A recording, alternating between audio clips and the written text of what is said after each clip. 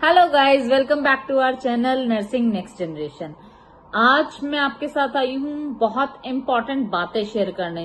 आप सबके बहुत सारे कमेंट्स आ रहे थे वीडियो पे, इंस्टा पे मैसेजेस आ रहे थे, मैम क्या करना चाहिए, कैसे होगा डीएसएसबी को लेकर, डॉक्यूमेंट वेरिफिकेशन, मेडिकल, आपके जो ओरिजिनल डॉक्यूमेंट्स है, DNC registration, OBC, waiting list के लिए तो बहुत सारे कमेंट्स आए हैं। तो उनके लिए अब कुछ क्लियरिंग पॉइंट्स हैं मेरे पास जिनको मैं डाउट्स आपके क्लियर करना चाहूंगी। तो वीडियो तक एंड तक जरूर देखना और इस वीडियो को उन सबके साथ शेयर कर देना जिसका सिलेक्शन हो गया है या जो वेटिंग लिस्ट का वेट कर रहा है। तब तक इस वीडियो को लाइक कर दो, शेयर कर दो, सब्सक्राइब कर दो मेरे चैनल को। चलो स्टार्ट करते हैं टोटल नंबर ऑफ सीट्स के साथ। सबको पता है टोटल नंबर ऑफ सीट्स जो है 1507 थी, 1507 थी। और इन्होंने जो फर्स्ट कट ऑफ निकाली है उसके अकॉर्डिंग 1394 मतलब 1394 सीट्स जो है इन्होंने रखी है। करीब करीब 113 सीट्स इन्होंने अभी भी होल्ड कर रखी है, जिसमें कि इन्होंने 4 तो कोर्ट केसेस दिखाए हैं प्रॉपर कोर्ट के नंबर डाल के कि ये कोर्ट केस नंबर है, और उसके बाद एंड अदर्स भी लिखा है। So we are not sure कि 4 है और ज्यादा है, 4 तो है ही है, उससे ज्यादा भी है। तो इन्होंने 113 सीट्स अभी भी होल्ड करी है। सबसे बड़ा क्वेश्चन तो ये आता है कि क्यों। तो 113 जो सीट होल्ड की है वो कहीं ना कहीं इन कोर्ट केस से रिलेटेड, बाकी जो हमारे डॉक्यूमेंट वेरिफिकेशन के टाइम पे आपके जो निकलेंगे सिलेक्टेड कैंडिडेट्स जिनका कैंसिलेशन होगा या जो रिजेक्ट होंगे, उनके साथ इन 113 को वेटिंग लिस्ट में से उठाया जाएगा। अब बात करते हैं वेटिंग लिस्ट की। वेटिंग लिस्ट में 303 लोगों की वेटिंग लिस्ट आई है। 303 approx 3 times of the remaining seats, मतलब 113 सीट थी और 303 को इन्होंने वेटिंग में डाला है। तो 303 को वेटिंग में डालने का मतलब है कहीं ना कहीं वेटिंग लिस्ट तो इसमें से सेलेक्ट किए जाएंगे कैंडिडेट्स। अपर जिसके जितने मार्क्स होंगे उसको कैंडिडेट में या आपका सिलेक्शन में उनको लिया जाएगा। बाकी का क्या, जो 0.2, 0.4, 5 नंबर से रहते हैं, जो बार बार मैसेज कर रहे हैं second waiting list, third waiting list आएगी या नहीं आएगी, तो दोस्तों मैं आपके साथ ये बात बिल्कुल क्लियर कर देती हूँ। इन्होंने क्या किया है, अपना फर्स्ट रिजल्ट निकाला है जिसमें कि इन्होंने 1394 सीट निकाल दी है। 113 सीट होल्ड की हैं जो कि वेटिंग में से ही निकलेगी। जो फर्स्ट वेटिंग निकाली है 303 की, उसमें से ये 113 तो कंफर्म्ड निकलेंगे ही निकलेंगे। तो कैटेगरी वाइज हमारा जो बचते हैं उसके अकॉर्डिंग जो अपर हैं वो उनको ले लिया जाएगा। जो डॉक्यूमेंट वेरिफिकेशन के टाइम पे एलिजिबिलिटी क्राइटेरिया को मीट नहीं करते हैं, जो रिजेक्ट हो जाएंगे, फिर उनको लिया जाएगा। सेकेंड वेटिंग लिस्ट तब आएगी जब हमारा health and family welfare department E dossier rejected candidates के ई डोजियर जो है डीएसएसबी में सबमिट कर देगा। डीएसएसबी में ई डोजियर सबमिट कर देगा कि ये कैंडिडेट्स जो है रिजेक्ट हो चुके हैं उनकी तरफ से, they are not giving the opportunity to them. Then आपके पास जो 1507 वैकेंसी आई थी उसके अंदर अगर कोई सीट्स वैकेंट रह जाती है, इन 303 के क्लियर होने के बाद, मान लो 1507 में से 1394 इन्होंने लिए हैं, 1394 से सिर्फ 800 या 900 लोगों का जो है डीवी में एलिजिबिलिटी क्राइटेरिया और बाकी डॉक्यूमेंट वेरिफिकेशन में वो पास हो पाते हैं। तो अगर 400 सीट रह जाती हैं तो हमारे वेटिंग में सिर्फ 303 सीट है, तो ये 303 को आगे बढ़ाया जाएगा। फिर भी 100 रह गई तो सेकेंड लिस्ट निकाली जाएगी। और दूसरा एक पॉइंट और है इसमें इंपॉर्टेंट, इन्होंने पहले ही डाल दिया है कि विद इन 1 ईयर 1 मई 2026 तक ये लिस्ट आ गई तो ओके, अगर नहीं आई है तो उसके बाद कोई भी वेटिंग लिस्ट नहीं निकाली जाएगी और इस पोस्ट पे कोई भी वेटिंग कैंडिडेट जो है आप नहीं ले सकते हो। तो ये चीज क्लियर हो गई है। अब बात करते हैं हम डॉक्यूमेंट वेरिफिकेशन की। डॉक्यूमेंट वेरिफिकेशन पहली बार डीएसएसबी ने क्या कहा है कि जो आपका डिपार्टमेंट है वो खुद करेगा, आपके सारे ओरिजिनल डॉक्यूमेंट्स चेक करेगा, आपकी वो फेक है या रियल है वो उनकी जिम्मेवारी होगी चेक करना। आपके जो कैटेगरी के मतलब कास्ट सर्टिफिकेट्स हैं वो, आपके एजुकेशनल क्वालिफिकेशंस है वो, पर्सनल आईडीज हैं वो, सब कुछ जो है डॉक्यूमेंट वेरिफिकेशन के टाइम पे जो होगा वो आपका डिपार्टमेंट हैंडल करेगा। और डिपार्टमेंट को पूरी छूट दी गई है, उनके पास फुल राइट है आपको एनी पॉइंट पे रिजेक्ट करने की, अगर आपके डॉक्यूमेंट्स में कुछ भी गड़बड़ मिलती है, और वो फाइनल डिसीजन होगा। उसके ऊपर आप कोई कोर्ट केस नहीं कर पाओगे, या फिर उसके खिलाफ आप डीएसएसबी में या कहीं और भी नहीं जा पाओगे। वो डिसीजन उनका फाइनल डिसीजन होगा। तो जो डॉक्यूमेंट वेरिफिकेशन के टाइम पे आपके जो डॉक्यूमेंट्स रहेंगे वो बहुत संभाल के क्लियर करके एक एक डॉक्यूमेंट लाइन से लगा के और तब लेके जाना, ठीक है। फिर उसके बाद बात करते हैं जो 4 कोर्ट केसेस बचे हुए हैं ना, वो हो सकते हैं जो सिलेक्टेड कैंडिडेट्स हैं उनमें से, या फिर 20% ऑफ द वेटिंग लिस्ट है उसमें से, इसलिए उनके नाम का यहाँ पे स्लॉट खाली रखा गया है, ठीक है। और फिर बात करते हैं हम बहुत इंपॉर्टेंट टॉपिक डीएनसी रिन्यूअल के लिए। डीएनसी आपका आरएनसी है या किसी और अदर स्टेट का है, आपको डीएनसी में करवाना है उसके लिए।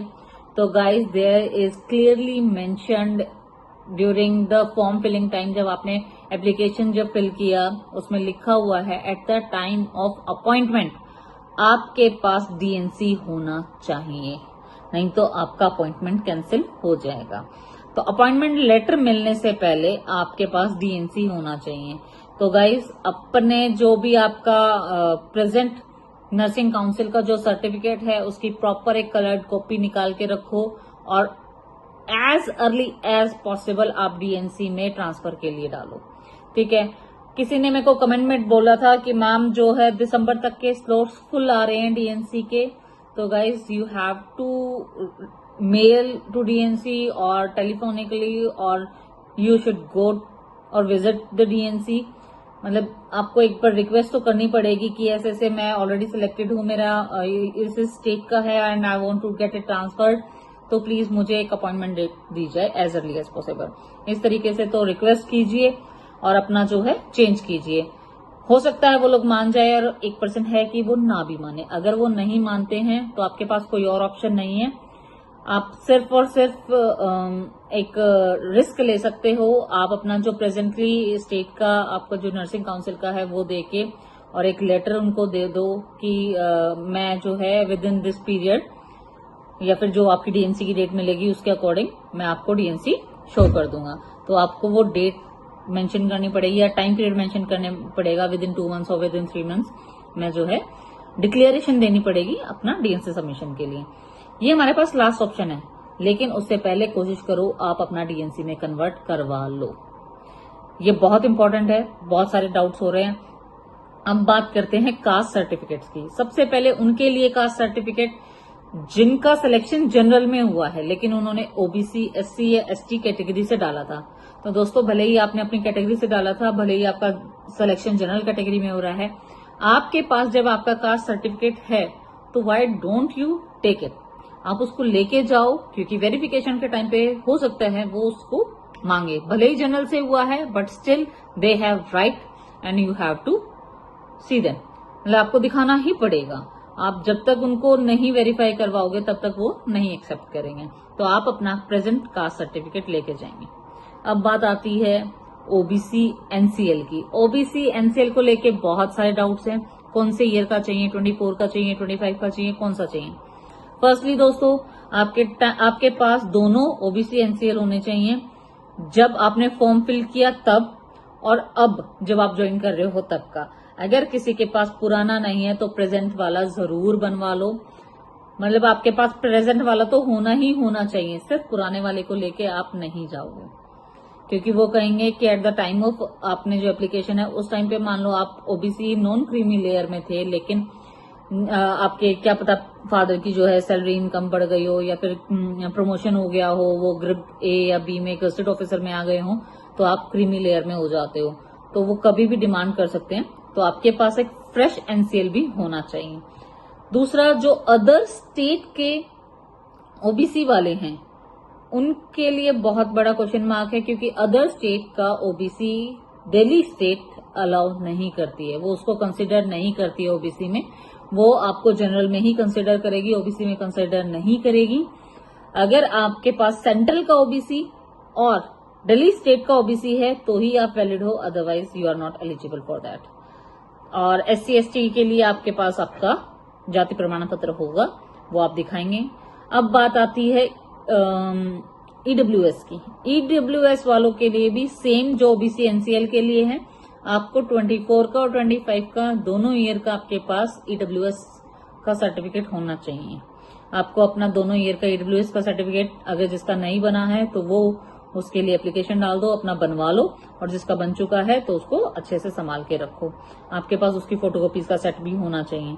आप अपने डॉक्यूमेंट्स को इस तरीके से लाइनअप करके लगाएंगे, जैसे स्टार्टिंग में 10th जो आपने जिस तरीके से ई-डोजियर में फिल किया था, सेम उसी पैटर्न में 10th के, 12th के, फिर आपकी जो GNM है या BSc है उसके। तो इस तरीके से जब आप लगाओगे सारे डॉक्यूमेंट्स, उसी के अकॉर्डिंग आपको एक प्रॉपर अलग से फाइल बना लेनी है, और सेम फाइल का कोशिश करो 2 फोटोकॉपी सेट आपके पास हो। 2 फोटोकॉपी सेट मिनिमम आप अपने साथ लेके जाएंगे, और एक्स्ट्रा A4 शीट्स लेके जाना, क्योंकि A4 शीट में जो है आपको एप्लीकेशन लिखनी पड़ सकती है, आपको डिक्लेरेशन के लिए एप्लीकेशन लिखनी पड़ सकती है, या आपको ऑफर या एप्लीकेशन जो इनका इन्विटेशन है वो एक्सेप्ट करने के लिए तो एप्लीकेशन लिखनी पड़ेगी कि हाँ that I am ready to join this as the I am ready to join as the nursing officer, या I am ready to join on this post. तो आपको एक एप्लीकेशन तो लिखनी पड़ेगी। तो अपने पास 4 to 5 जो है A4 शीट कॉपी लेके जाएं। अपने पास पासपोर्ट साइज फोटोज कैरी जरूर करना। 4 to 5 आपके पास पासपोर्ट साइज फोटोग्राफ्स होने चाहिए। ग्लू और स्टैपलर, ये सब चीजें छोटी मोटी जो स्टेशनरी का है, पेन वेन सब रख के लेके जाना, क्योंकि उस टाइम पे ऐसे हॉस्पिटल हैं जहां आसपास आपको स्टेशनरी नहीं मिलेगी, और आपको आसपास पेपर नहीं मिलेगा, फोटोकॉपी की शॉप नहीं मिलेगी, आपको बहुत लंबा चलना पड़ेगा। दिल्ली में बहुत सारे हॉस्पिटल्स हैं ऐसी जगह पे। इवन कैंपस इतने बड़े हैं कि आपको कैंपस से बाहर निकलने के लिए 1-1.5 किलोमीटर चलना पड़ जाएगा, अगर आप एक कोने में हो, दूसरे कोने में जाना है तो उस चीज के लिए मैं बिल्कुल कहूंगी कि आप अपना सामान रेडी रखना, ठीक है। और जितनी फास्ट DSSB ने वर्क किया है, आई थिंक वो आपकी ज्वाइनिंग भी बहुत जल्दी देने वाले हैं। सबसे पहले जो अब आपका ई-डोजियर सबमिशन के लिए वो आएगा कि आपका जो ई-डोजियर है वो health and family welfare department को उन्होंने दे दिया है, दे हैंडेड ओवर और ट्रांसफर जो भी है वो फॉरवर्ड कर देंगे आपका ई-डोजियर। और उसके बाद आपको आपके पेरेंट, मतलब जो आपको हॉस्पिटल मिलेगा उस हॉस्पिटल से ईमेल आ जाएगी। दोनों ईमेल आपके पास आएगी। तो जैसे ई-डोजियर आ जाएगा आपके पास मेल आ जाएगी कि हाँ अब आपका जो है प्रोसेस स्टार्ट हो चुका है। तो all the best for this. I hope अब कोई डाउट नहीं होगा आपके मन में। अगर फिर भी कोई डाउट होता है तो कमेंट में डालो, इंस्टा पे डालो, definitely we will sort it out. All the best, thank you, good bye.